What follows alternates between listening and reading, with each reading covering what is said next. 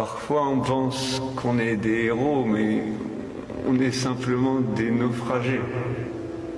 Tous. Et quand on me parle de mon courage, j'avoue que j'ai du mal. The demons of Cameroon were born from the fire of stubborn defiance.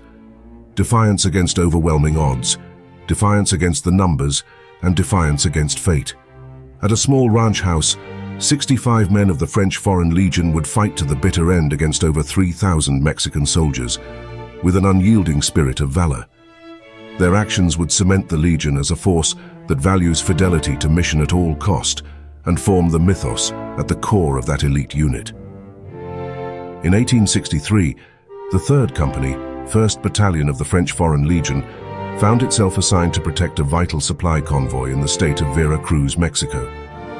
The legionnaires of 3rd Company were informed that there was likely to be an ambush, so they should expect combat. Hearing this, some of the bravest frogs to have ever lived volunteered to take command of the leaderless company, Lieutenants Villian and Morday underneath Captain Jean Danjou. As the men of 3rd Company set out, they had no idea that an entire Mexican army was on the way. Their fate proved that the French aren't just croissant-munching surrender monkeys. They are in fact stone-cold demons of combat and croissant munchers. The French maid stopped at 7 a.m. to have morning coffee, only to be quickly interrupted by the spotting of Mexican cavalry in the area. The Mexican army was about to learn a valuable lesson. Never interrupt a Frenchman's morning coffee. Seeing that they would be outnumbered, Captain Danjou decided to move the company to a more defensible position, a hacienda with 10-foot walls. The French were charged twice along the way, taking casualties, but ultimately repelling the attack and reaching the walls of the ranch house. The legionnaires quickly fortified the position, in order to provide as much time as they could to allow the supply convoy to retreat. At the same time, the rest of the Mexican force arrived, numbering 3,300. Seeing that he was completely surrounded and outnumbered 50-1, Danjou gathered his men, and, reminiscent of classic French chivalry, made each and every man swear an oath to fight to the death rather than surrender. He made them swear the oath upon his wooden prosthetic hand, a hand which was lost in his first war. At this point, this was the 4th French war that Captain Danjou's hands would have fought. Again, in another quintessentially French move, Danjou shared his wine with all of the men and encouraged them with a speech, which one survivor recounted as those noble words that warm one's heart and make the final sacrifice less difficult to face. Captain Danjou and his men were now set to become the demons of Cameroon. The Mexican general demanded surrender, to which Danjou replied that the Legion had plenty of ammunition. The Mexicans then charged the gateways.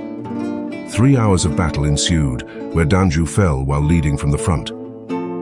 Casualties mounted on both sides. The French were out of water by this point, but fought on. The Mexicans then offered a second chance at surrender, to which a sergeant answered, "Merde," or "Go to hell." The battle raged on. By 2:30 in the afternoon, the second-in-command had died, leaving Lieutenant Mordet the only officer left with only 20 legionnaires still able to fight. By 5 o'clock, the house caught fire, and only a dozen men remained. A third offer for surrender was given. Still, it was refused. At 6 o'clock, the last of Danjou's men, now a mere 5 in total, including Lieutenant Mordet, held out in the stable house. With no more ammunition left, they chose the only sane option. "Oh, you thought I would say surrender?" Absolutely not. These are the demons we're talking about. The 5 men mounted a bayonet charge. 2 of the remaining men fell, one of which died taking a bullet for their lieutenant, and with just 3 left, they were ordered to surrender, to which the last corporal replied, "Only if we can keep our arms and you take care of our wounded." The men had fought so fiercely, the Mexicans agreed. The surviving trio was taken before the Mexican general, to which he asked, "Is this all the men who are left?"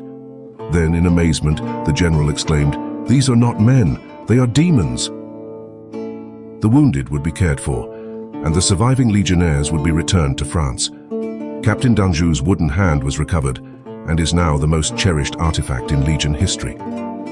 Every year, on April 30th, the Legion holds a memorial parade, in which Danjou's hand is carried at the very front of the formation. Call them frogs, call them baguette munchers, call them smelly Pepe Le Pew skin flautists, but above all, call them demons. because at Cameroon less than 60 opposed a whole army. They were crushed by numbers, however. It was life rather than courage that abandoned those French legionnaires that day.